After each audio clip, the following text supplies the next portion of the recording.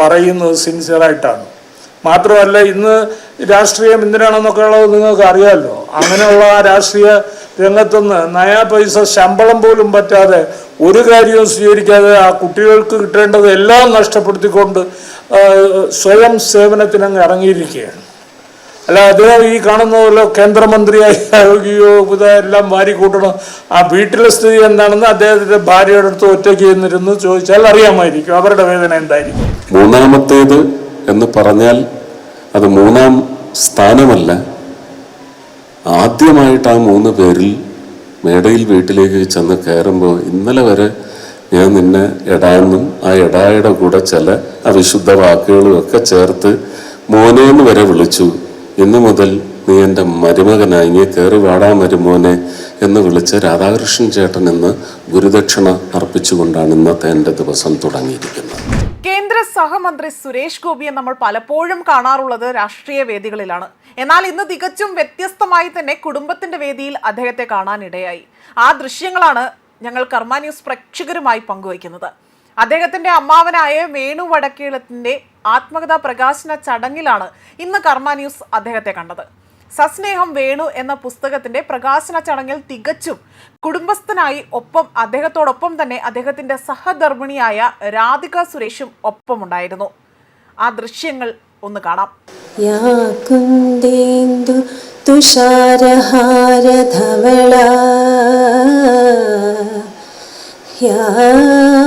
ശുഭ്രവസ്ത്രാവൃത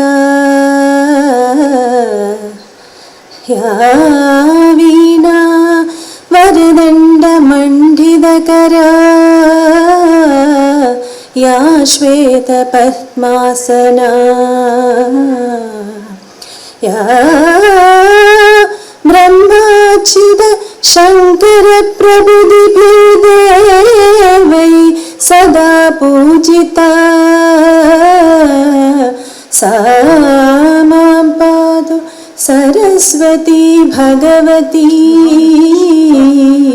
निशेषजाढ्यापः निशेषजाढ्यापः.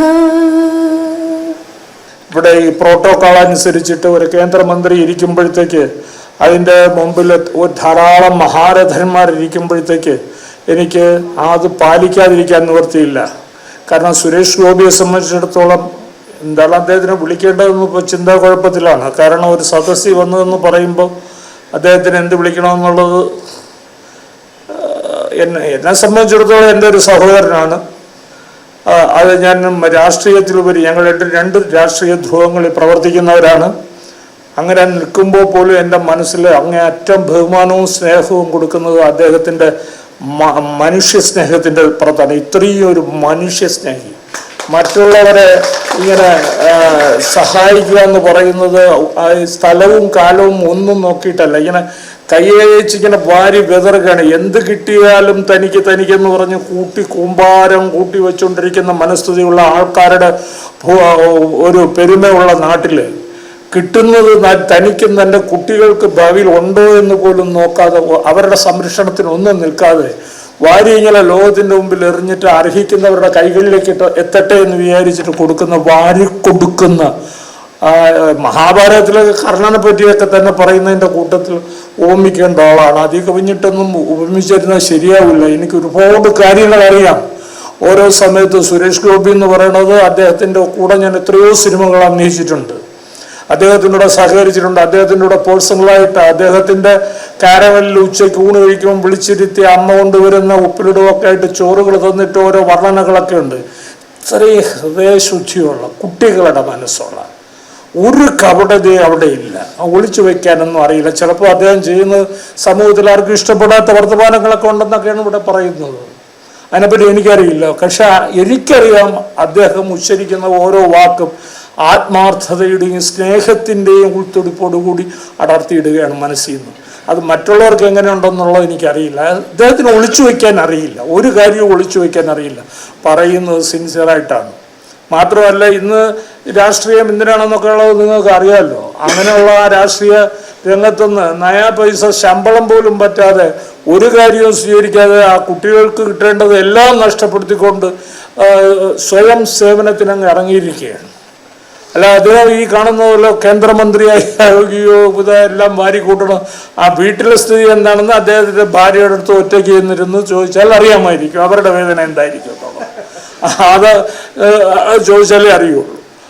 ആ കുട്ടികൾക്ക് ആർക്കും ഇതിനൊരു വിരോധമില്ല. അച്ഛൻ്റെ ആ സന്മനസ് പൂർണ്ണമായി ഈ ലോകത്തിൽ കിട്ടട്ടെ എന്ന് വിചാരിച്ച് വിട്ടിരിക്കുന്ന ഒരു കുടുംബവും, അങ്ങനെയുള്ള കുടുംബത്തിൽ നിന്ന് ഒരു സഹപ്രവർത്തകനായി അദ്ദേഹത്തിൻ്റെ കൂടെ വർക്ക് ചെയ്യാൻ കഴിഞ്ഞ നാളുകൾ എന്നെ സംബന്ധിച്ചിടത്തോളം ഭയങ്കര അഭിമാനമാണ്. എൻ്റെ സുഹൃത്തുക്കളായിട്ട് മമ്മൂട്ടിയുണ്ട്, മോഹൻലാലുണ്ട്. പിന്നെ മമ്മൂട്ടിയൊക്കെ ഞാൻ വളരെയേറെ അടുത്ത സുഹൃത്തുക്കളാണ്. പക്ഷേ എന്നെ സംബന്ധിച്ചിടത്തോളം സുരേഷ് ഗോപി അവിടെ വിഭിന്നനാണ്. കാരണം ഇത്രയും മഹാമനസ്സുള്ള, ഈ ലോകത്ത് നിന്ന് നഷ്ടപ്പെട്ടുകൊണ്ടിരിക്കുന്ന എന്നാൽ ആവശ്യം നിലനിർത്തേണ്ടതായിരിക്കുന്ന മനുഷ്യ മനസ്സുകളിൽ അപൂർവമായ മനസ്സുകൾ സൂക്ഷിക്കുന്ന ഒരു മനുഷ്യൻ്റെ കൂടെ ചേർന്ന് എനിക്ക് ജീവിക്കാൻ കഴിഞ്ഞു.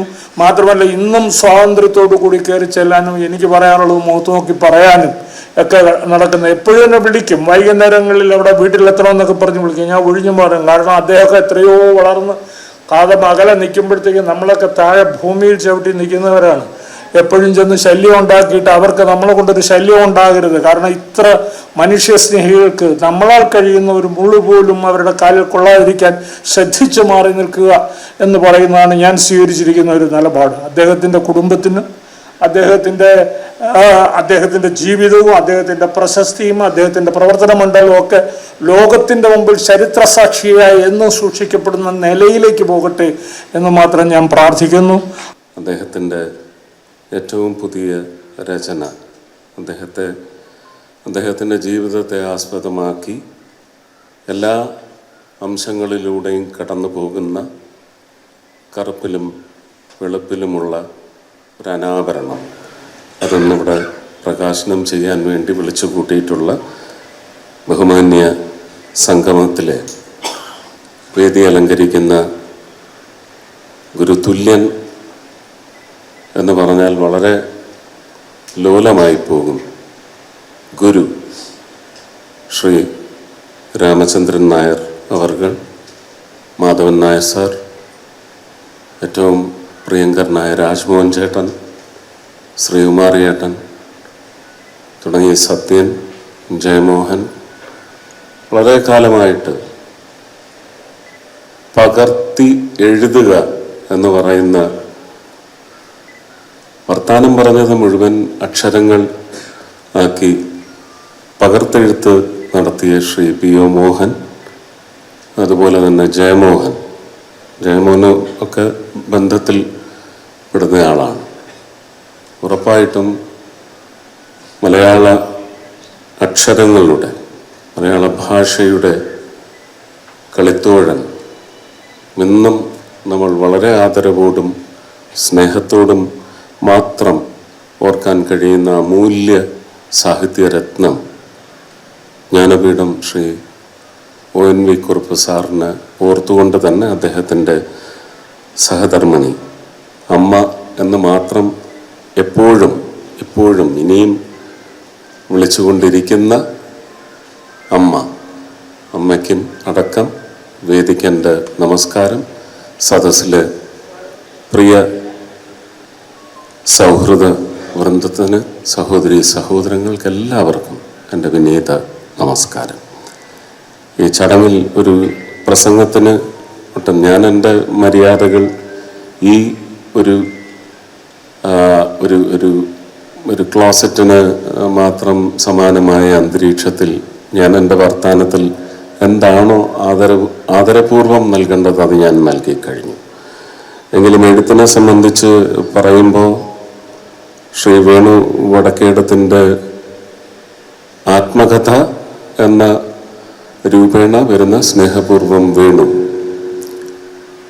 തീർച്ചയായിട്ടും അതിൻ്റെ ഉള്ളടക്കം ശ്രീ മോഹൻ ഇവിടെ അവതരിപ്പിച്ചപ്പോൾ തന്നെ എനിക്ക് മനസ്സിലാക്കാൻ കഴിയുന്നുണ്ട്.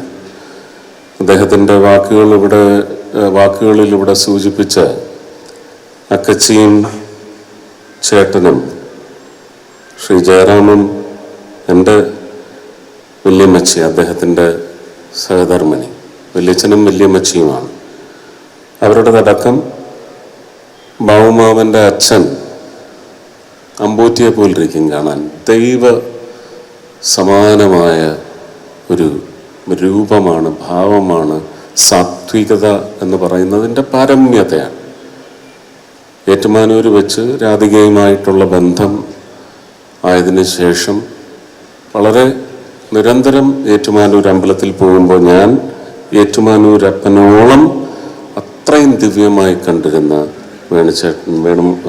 ബാവുമാമൻ്റെ അച്ഛൻ അമ്പൂറ്റി അപ്പൂപ്പനെയൊക്കെ ഞാൻ ഓർക്കുകയാണ്. താവഴി ജനിച്ചത് അദ്ദേഹം ഏറ്റുമാനൂരാണെങ്കിലും താവഴി പരിശോധിച്ചാൽ ആറന്മുളയും വൈക്കവും ഒക്കെ ആയിട്ടുള്ള ബന്ധം എന്ന് പറയുന്നത്, ഞാൻ വേർ ഡു ഐ ബിലോങ് എന്ന് ബാവുമാമൻ സ്വയം ചോദിച്ചാൽ അദ്ദേഹത്തിനിപ്പോൾ അദ്ദേഹത്തിൻ്റെ സൗഹൃദത്തെക്കുറിച്ച് ശ്രീ മോഹൻ പറഞ്ഞു. അദ്ദേഹത്തിൻ്റെ പ്രവർത്തന മേഖലകൾ വൈവിധ്യമാർന്ന മേഖലകളാണ്.